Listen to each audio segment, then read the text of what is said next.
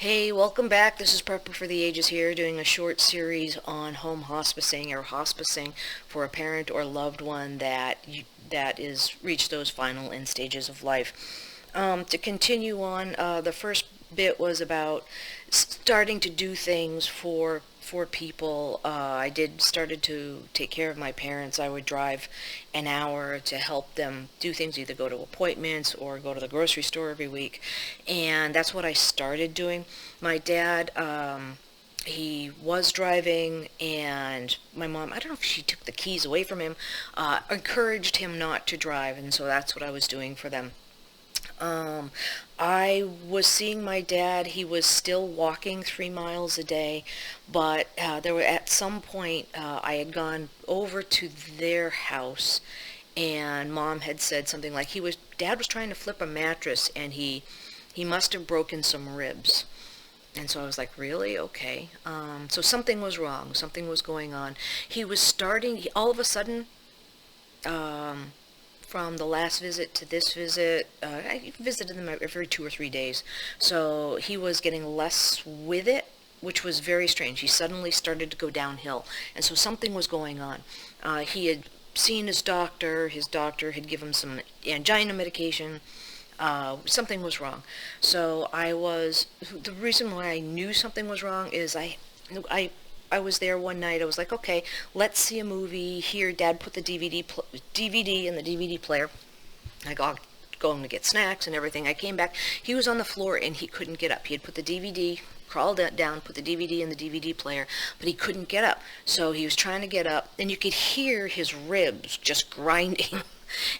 And so I was like, okay, something's wrong here. And he couldn't get up, and then he turned onto his back on the floor, and he couldn't get up from that. And so that was really a telltale sign. He was confused. He couldn't get up. You could hear his bones grinding. I'm like, okay, Mom, we have to bring Dad to the hospital. And there was a lot of resistance to that.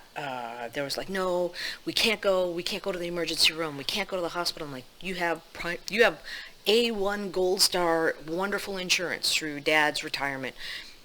Go to the hospital. And it was really a fight to try to get them to go to the hospital.